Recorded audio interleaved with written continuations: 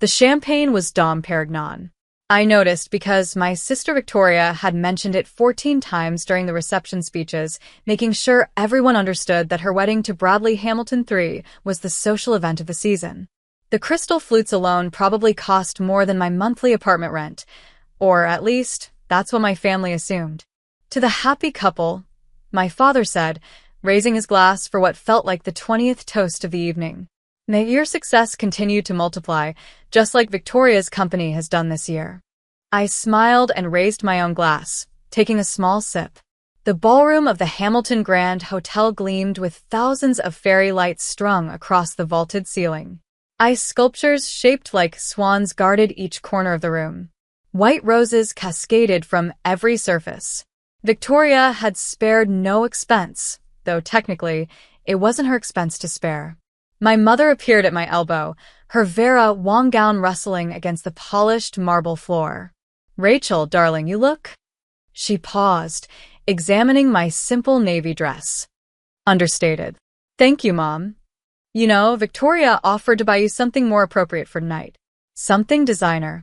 It's not too late to change if you have something in your car." "I'm comfortable," I said. "This dress works fine." She sighed, the particular sigh she reserved exclusively for conversations with me, heavy with disappointment and the weight of unfulfilled expectations. "I just worry about what Bradley's family thinks. They're very particular about appearances." "I'm sure they're focused on Victoria tonight, Mom." "As they should be." Before she could respond, the DJ announced it was time for the father-daughter dance. I watched as my father led Victoria to the center of the dance floor, her $47,000 Marchesa gown trailing behind her like a cloud of silk and dreams. The guests formed a reverent circle around them. My phone buzzed in my clutch. I glanced at the screen. A text from Marcus, my assistant. "Conference call with the Singapore partners still on for Monday?" I typed back quickly. "Yes. 8 a.m. their time. Make sure the quarterly reports are ready." Still pretending to work? My cousin Derek appeared beside me, scotch in hand. He worked in middle management at a bank downtown and never let anyone forget it. "You know, Rachel, there are jobs out there. Real ones. I could put in a word for you at my firm. Maybe something entry-level." "That's thoughtful, Derek. I'll keep it in mind. It's just..." He leaned closer, his breath warm with whiskey. "It's been, what, 5 years since you quit your last real job? Everyone's worried about you. Living off savings isn't a career plan." "No," I agreed pleasantly. "It isn't." The father-daughter dance ended to thunderous applause. Victoria glided toward the microphone, Bradley's arm wrapped possessively around her waist. Her smile was radiant, victorious, the smile of someone who had won at life and wanted everyone to acknowledge it. "Thank you all for being here tonight," she began, her voice carrying perfectly across the room. "This is the happiest day of my life, surrounded by everyone I love. Well, almost everyone I love." Light laughter rippled through the crowd. My stomach tightened.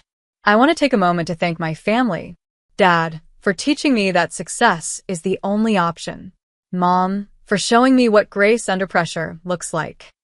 Victoria paused, her eyes finding mine across the room. "And Rachel, my baby sister, for being a cautionary tale." More laughter now, louder. Less uncomfortable. "I'm serious," Victoria continued, warming to her subject. "Every time I wanted to give up on my company, every time I thought about taking the easy path, I looked at Rachel and thought, that's what failure looks like.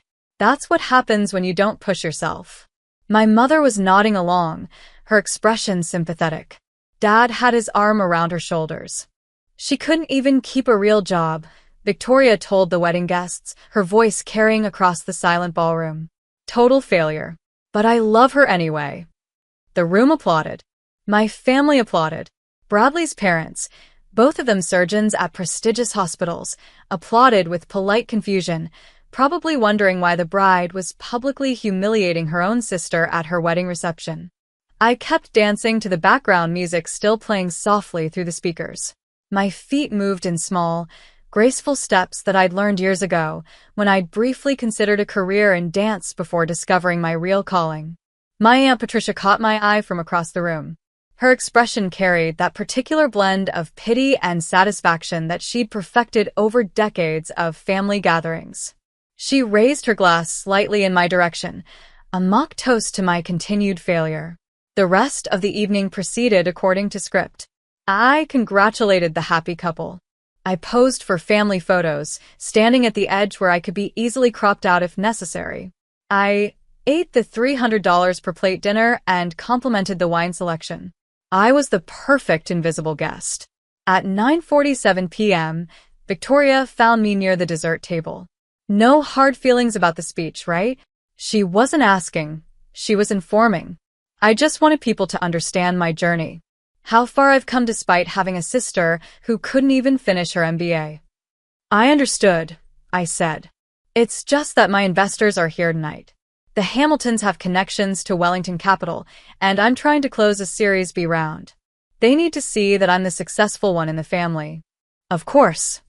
Victoria tilted her head, studying me with the expression of someone examining a slightly wilted flower arrangement. You know, I could find something for you in my company. Something administrative, maybe, if you wanted to finally do something with your life. That's generous of you. Well, family is family. She smoothed her gown, even if some of us contribute more than others. She swept away to greet more important guests, leaving me with a half-eaten piece of wedding cake and the lingering scent of her $400 perfume. At 10:15 p.m., I stepped onto the balcony for some air. The Hamilton Grand Hotel overlooked the city skyline, all glittering lights and distant possibilities. I pulled out my phone and made a call. Marcus. Yes, I know it's late. I need you to initiate Protocol 7. Yes, for Hamilton Industries, the whole thing. And pull the Bellerive account while you're at it. Everything through the Shell Corporation goes back to home base. No, tomorrow morning is fine. Let them enjoy their wedding night. I hung up just as the balcony door opened behind me. There you are. My father stepped out, loosening his tie. Your mother's looking for you. Wants a family photo at the ice sculpture before it melts. I'll be right in. He didn't leave immediately. Instead, he stood beside me, looking out at the same skyline. You know, Rachel, Victoria didn't mean to hurt your feelings tonight. I know. She's worked so hard for everything she has. Built her company from nothing. Your mother and I are so proud of her. You should be. She's impressive. And you. He turned to look at me directly for the first time that evening. You had so much potential, sweetheart. I don't understand what happened. That job at the consulting firm, you were doing so well.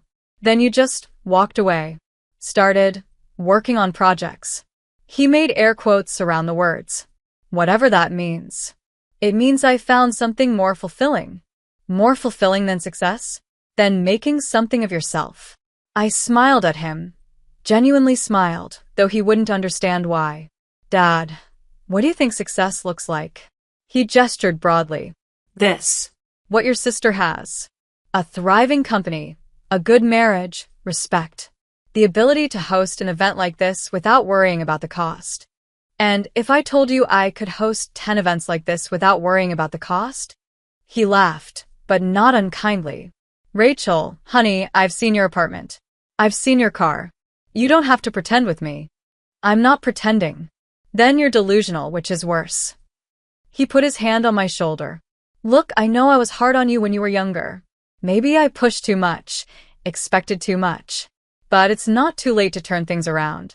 Victoria's offer, the administrative position, you should take it. I'll think about it, I said, which was the answer I always gave when there was nothing to think about.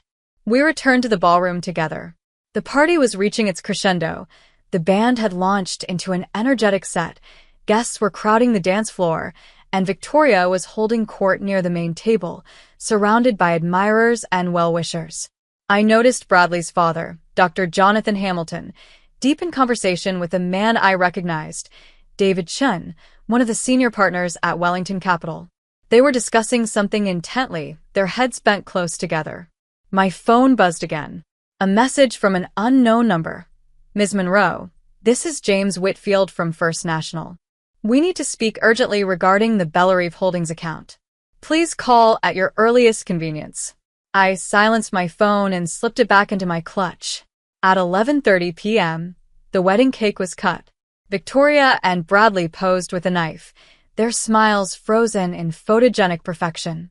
The photographer captured shot after shot while guests cheered and glasses clinked. My mother appeared at my elbow again. Rachel, you should go talk to Bradley's cousin. He's single. Has a job. Mom, hai fine. You're 32. You're not fine. You're running out of time. Time for what? She looked at me as if I'd asked why water was wet. For everything, dear. For a career. For marriage. For children. For mattering. I matter to myself. That's not enough. It was never enough. She squeezed my arm with something that might have been affection. I just want you to be happy. Really happy. Not whatever this is. This is contentment, Mom. It's what happiness feels like when you're not performing for anyone. She shook her head sadly and drifted away to find more satisfying company. The reception continued. I danced with Derek, who spent the entire song explaining his theory about cryptocurrency.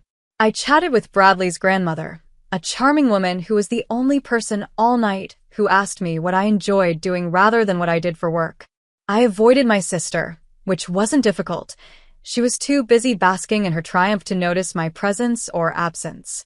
At midnight, the party began to wind down. Guests were calling for cars. Bradley and Victoria were preparing for their grand exit, rose petals at the ready. That's when Victoria's phone rang. She ignored it at first. She was in the middle of hugging her new mother-in-law, tears glistening artfully in her eyes. But the phone kept ringing. And ringing. Just answer it, babe, Bradley said. Could be important. Victoria stepped away, pressing the phone to her ear. I watched her face change.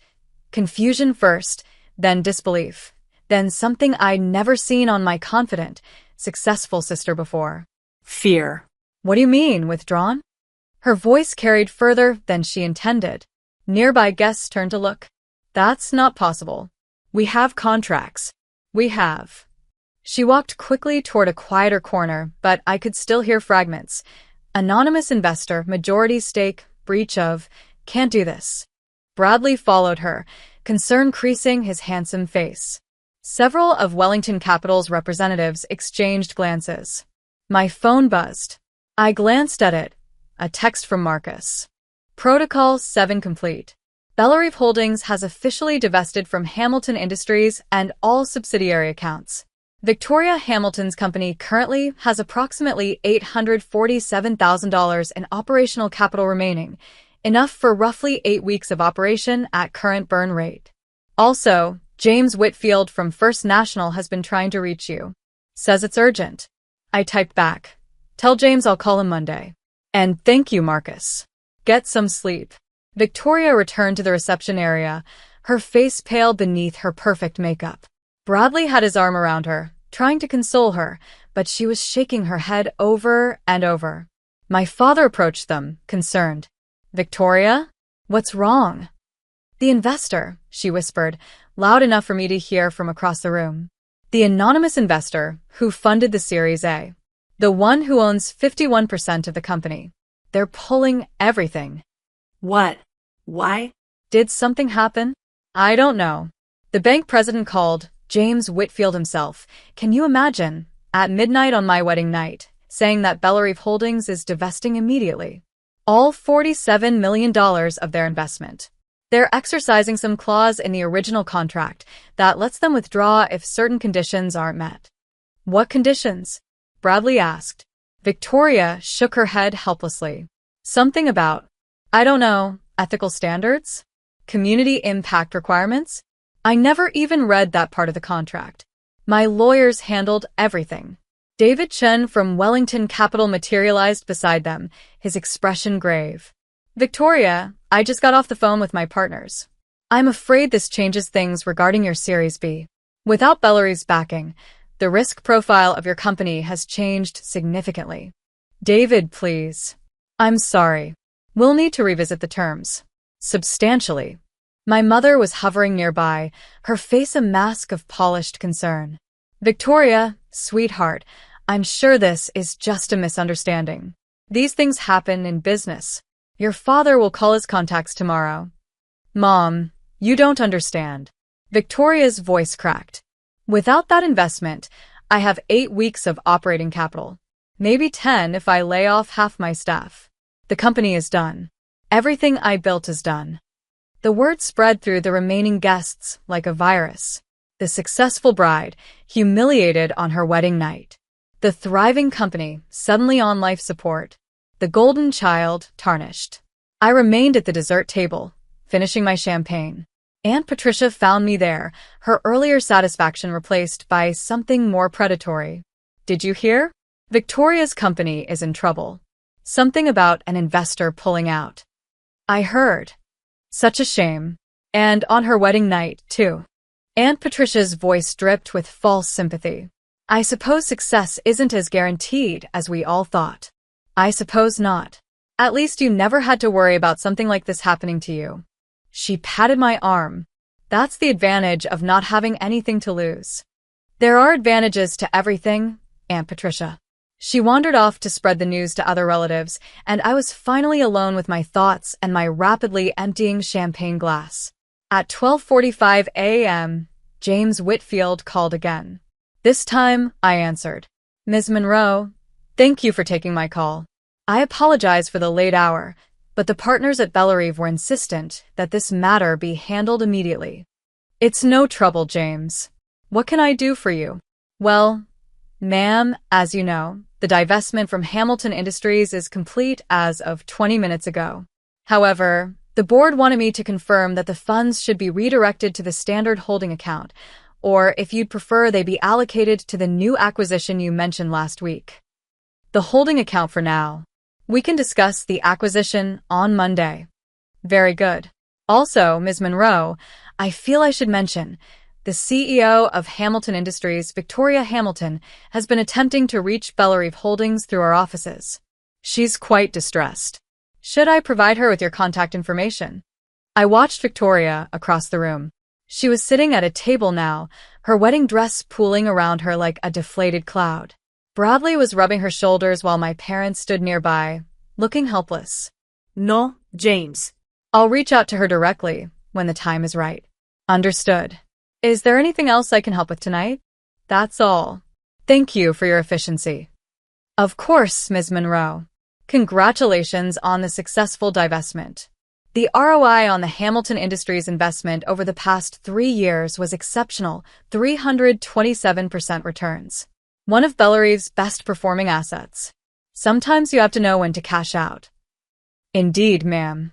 Good evening. I hung up and ordered another glass of champagne from a passing server. The wedding was officially over, but no one seemed to be leaving. The disaster unfolding had become the evening's main entertainment, far more captivating than the band or the ice sculptures. My father found me at 1:15 a.m. Rachel, your sister needs support right now. This isn't the time for you to be sitting in a corner. I offered my support earlier, Dad. She turned me down. That was before this. He gestured vaguely toward the chaos. She's your sister. Whatever happened between you, whatever resentment you're holding on to, she needs family right now. I stood, smoothing my understated navy dress. You're right, Dad. She does need family. I walked across the ballroom, my heels clicking against the marble floor with each step.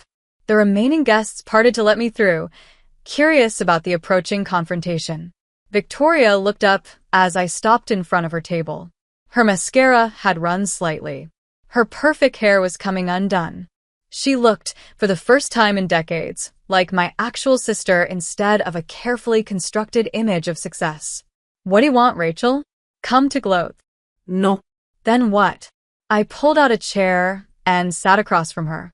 Bradley hovered protectively, but I ignored him. Victoria, do you remember when we were kids and you used to help me with my math homework? She blinked, thrown by the change in subject. What? You'd sit with me for hours, explaining fractions and decimals. You never got frustrated, never made me feel stupid for not understanding. You were so patient. Yes, I remember. What does that have to do with anything? I've been thinking about that version of you all night.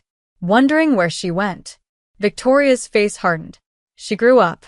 She learned that the world rewards success and punishes weakness. She learned to be strong because no one else was going to do it for her. Is that what happened? Or did she just learn to perform strength while actually becoming more afraid with every passing year? I'm not afraid of anything. You're afraid right now. Your whole world is collapsing and you're terrified.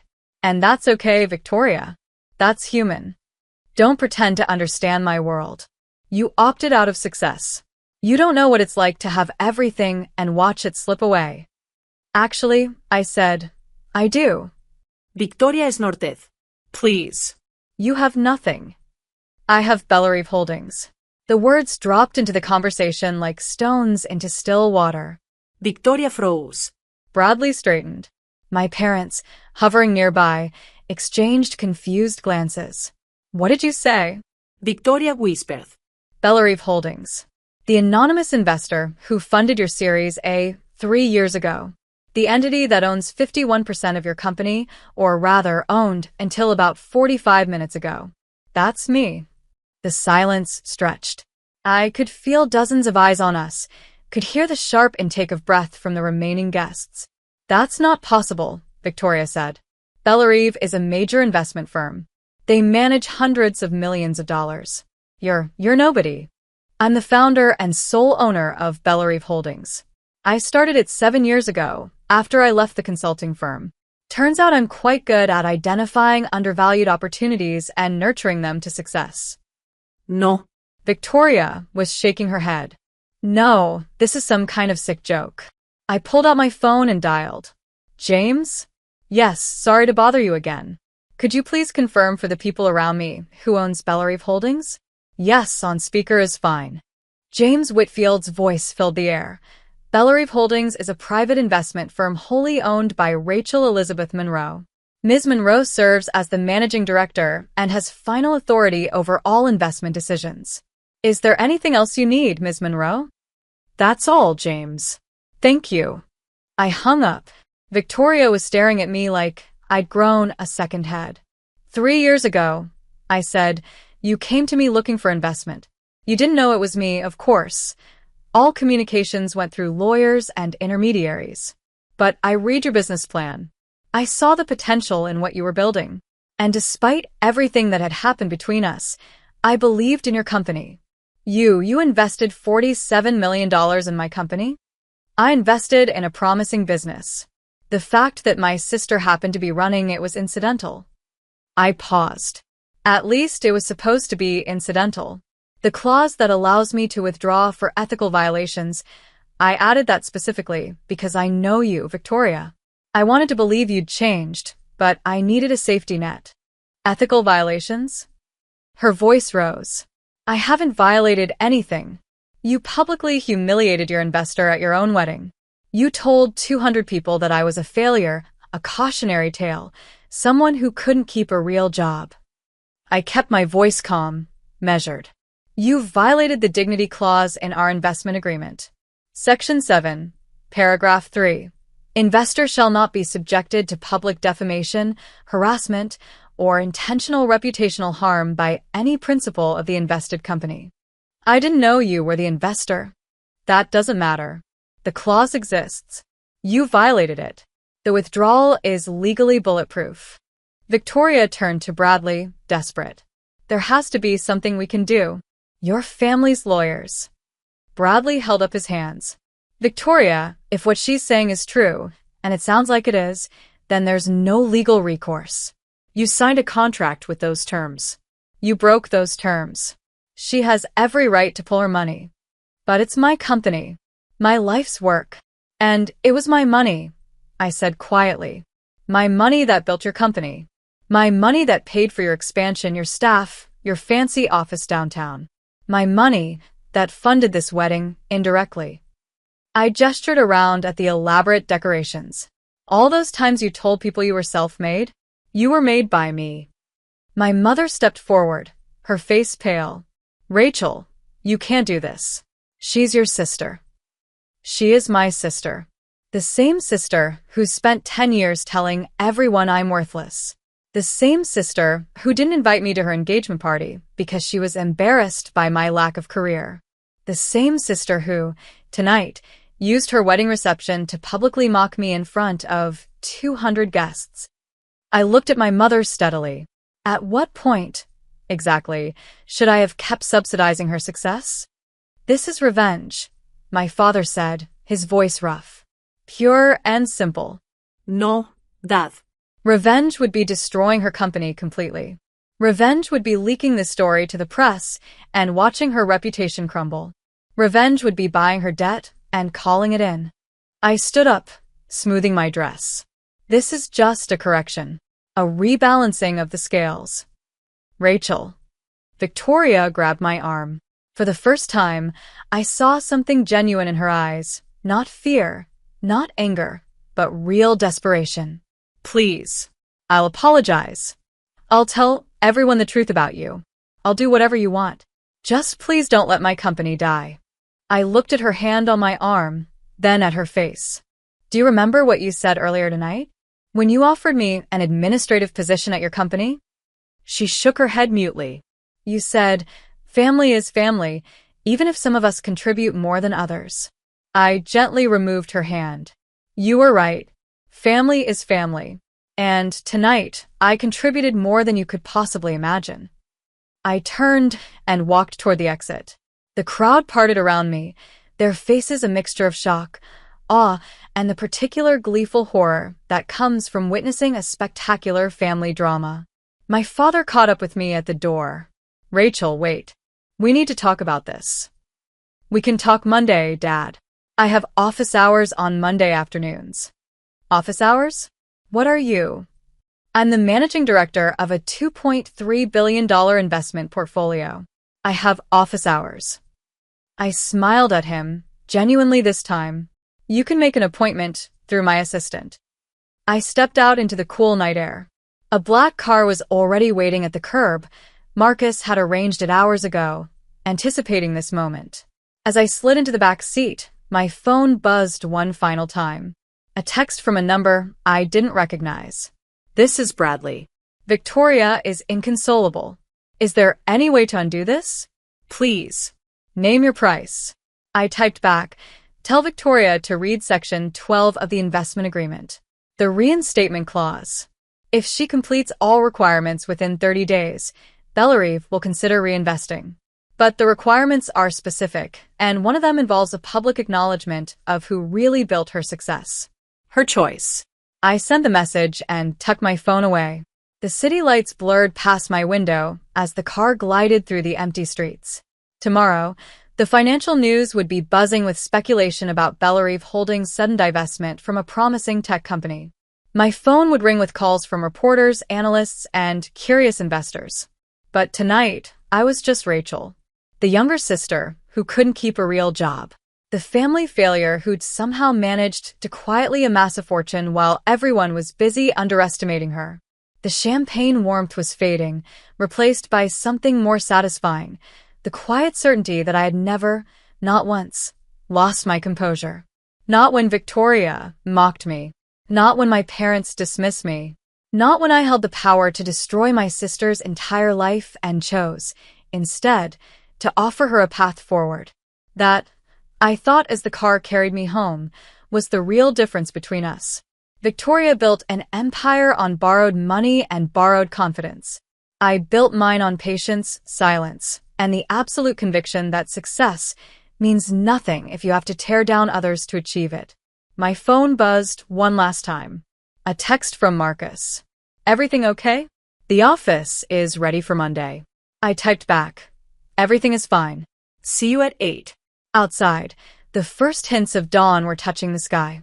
A new day was beginning for everyone. Some of us were more prepared for it than others.